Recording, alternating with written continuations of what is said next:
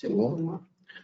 Donc, bonjour à tous. Donc, je vais vous présenter une étude que nous avons réalisée à Rennes avec mes collègues Marine Nurbain et Lydie Frogeret, consacrée à la conservation du lait et notamment à l'altération des matières protéiques du lait réfrigéré et les conséquences technologiques. Donc, pourquoi une telle étude? En fait, on se rend compte que peu d'études fromagères ont été réalisées sur la conservation du lait depuis le début des années 90, alors qu'en parallèle, on a une forte réduction de la charge microbienne et des cellules, au moins pour le lait de vache. Donc, les questions sous-jacentes étaient: est-ce qu'un allongement de la teneur, de la durée de report du lait est envisageable, en sachant qu'on collecte en Bretagne à 48 voire 72 heures? Et également une autre question: est-ce qu'on pourrait pas estimer simplement et rapidement l'état ou le potentiel de dégradation des protéines du lait ou des rétentats de protéines?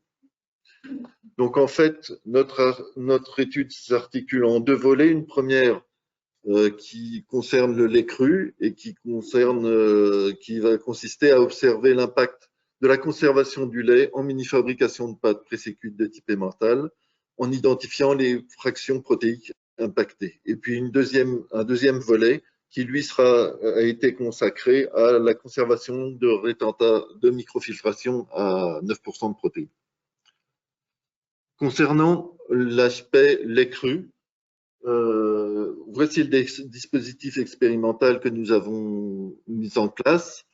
Donc, pour chaque semaine de manip, nous avons récolté dans 3 exploitations laitières le lait d'une traite que nous avons partiellement réchauffé et crémé pour standardiser le rapport matière grasse sur matière protéique, refroidi et stocké pendant 24, 48, 72 ou 96 heures.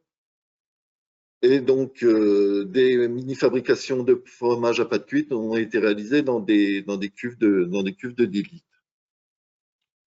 Donc, on va s'intéresser à la comparaison à parier de ces différents types, de ces différentes durées de conservation. Alors, ces mini-fabrications, elles sont donc au nombre de 36, donc 9 laits, 4 âges. Donc, avec un certain nombre de choix qui sont sans doute pas innocents dans les résultats. Donc, fabrication en cru et puis une techno qui est assez robuste avec une maturation longue relativement importante et des paramètres d'égouttage, donc comme le brassage avant feu ou la cuisson, qui sont relativement importants.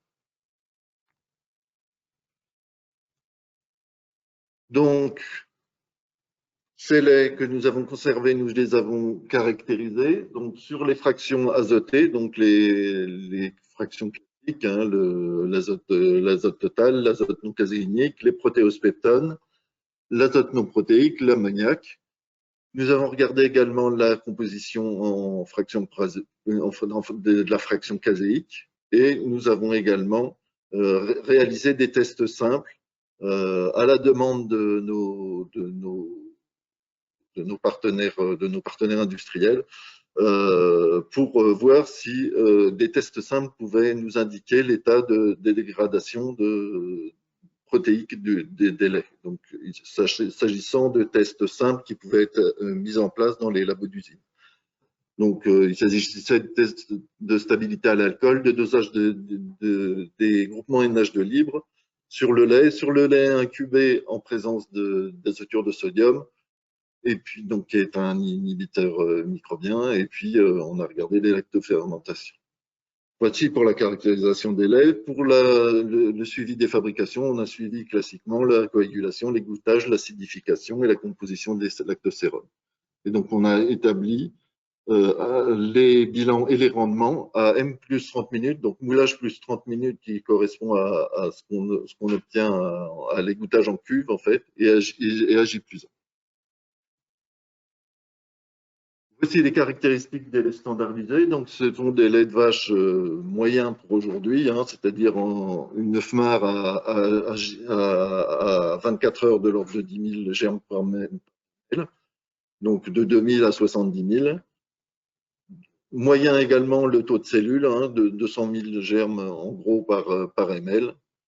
Et donc, vous avez en bas un petit graphique qui vous montre l'évolution de la population des laits lors de la conservation. Donc, on voit qu'on a un profil classique d'évolution de la flore, c'est-à-dire peu d'évolution pendant les 48 premières heures et puis un début d'évolution à 72 heures et plus important à 96, bien sûr. En termes de comportement technologique, on a eu un certain nombre de surprises puisqu'on s'attendait à avoir une dégradation des propriétés de coagulation et d'acidification par la conservation du lait. Et au contraire, on a observé pour les laits reportés à 96 heures une diminution du temps de prise, du temps de durcissement et une acidification plus rapide dès le moulage, en fait, pour ces laits de 96 heures. Et en fait, ce résultat est sans doute à mettre en lien avec la présence non négligeable d'une flore lactique dans ces laits crus, puisqu'on avait des lactofermentations bien acidifiées et bien coagulées dans ces laits. En termes d'égouttage, là encore, on s'attendait à une dégradation de l'égouttage en cuve.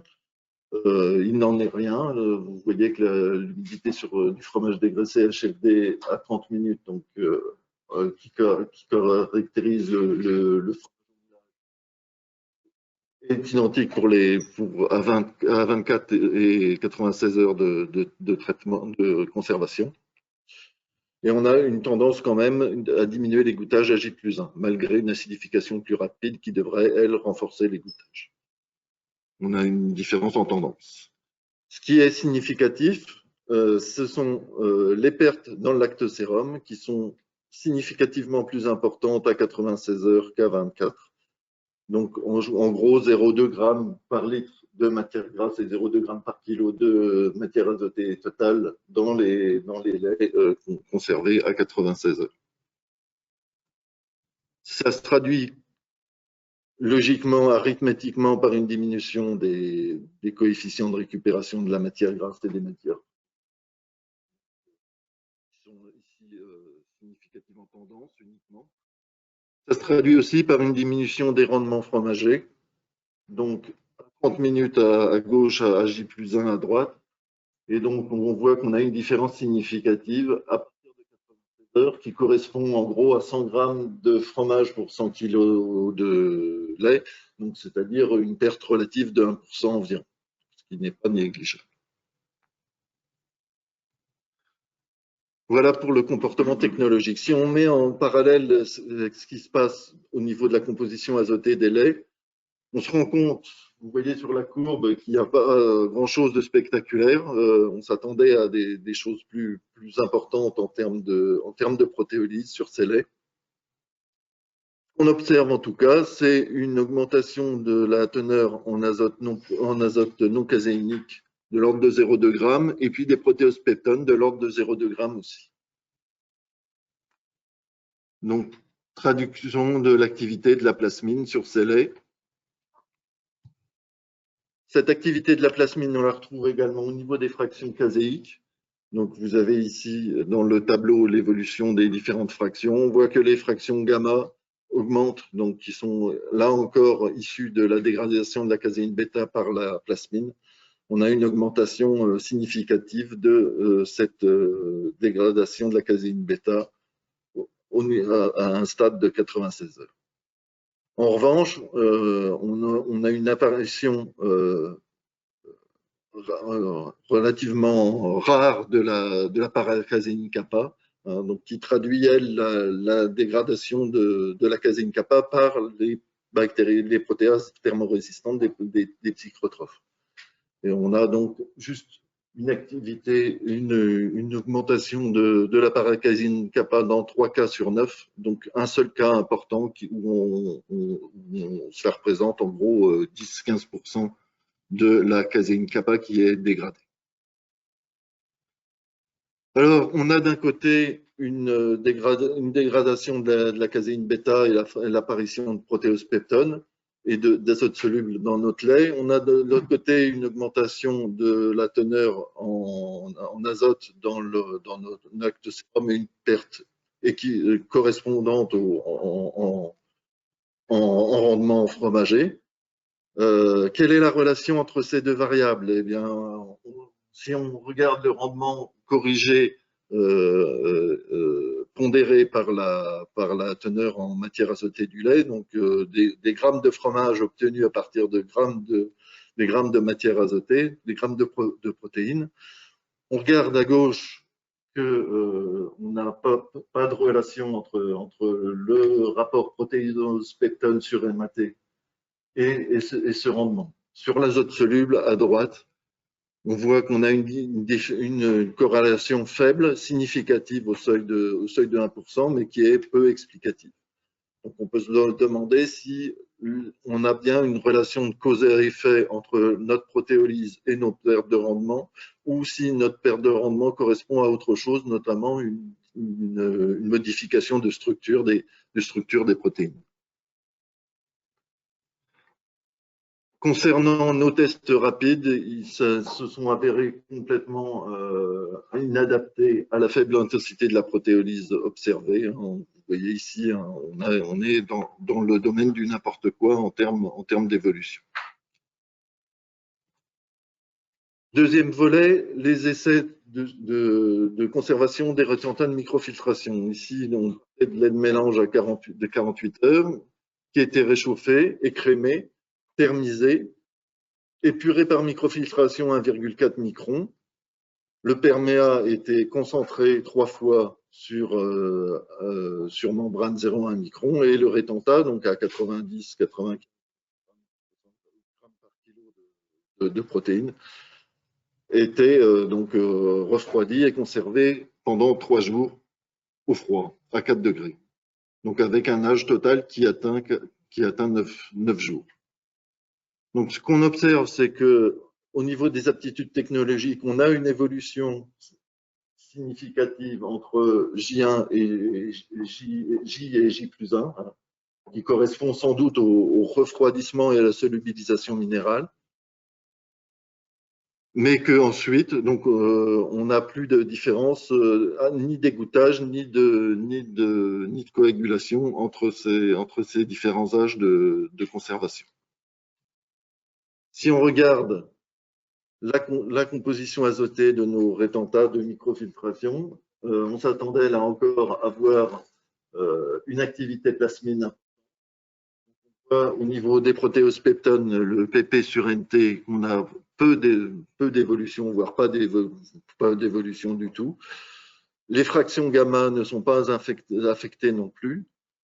On n'a pas de génération de paracaséine kappa liée à la présence d'enzymes de psychotrophes, même pour une conservation de 6 jours à 4 degrés. Donc on a donc une bonne conservation de ces rétentats, sans doute lié au fait qu'on a fait en tête un traitement de microfiltration 1,4 micron, ce qui est le gage d'une bonne épuration microbienne. Pour conclure, donc on a vu qu'on avait une évolution des propriétés fromagères des laits à partir de 96 heures de report. Donc en fait, en pratique, cette évolution, cette perte des propriétés fromagères, elle est plus tardive, puisque en pratique, on a une dilution progressive du lait le plus ancien par le lait qui arrive en cuve. Cette dégradation des propriétés fromagères des laits, elle semble liée à l'activité de la plasmine, donc avec les traceurs protéospeptone et fraction gamma qui sont significativement impactés. Et on a peu d'activité des protéases des psychotrophes. On a une kappa-caséine qui reste quasi intacte pendant toute la durée de notre conservation. Et juste un aparté, juste pour dire que cette dégradation des matières protéiques que nous avons observée dans cette étude, elle est beaucoup moins forte que dans nos travaux antérieurs, où on avait, il y a quelques décennies, observé des dégradations, des pertes importantes de teneur en caséine et la génération importante de paracasine kappa dans les laits conservés 72 voire 96 heures, surtout 96 heures. Et enfin, pour les rétentats de microfiltration, on n'a pas observé de différence significative pendant 6 jours de conservation, donc 9 jours, un âge total de 9 jours.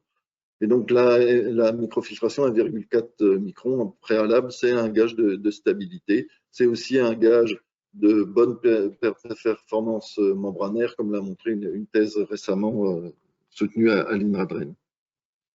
Voilà, je voulais juste remercier pour leur soutien donc notre partenaire zootechnique Sodial Union, ainsi que la région Bretagne et le FEDER qui ont financé ce projet. Et je vous remercie pour votre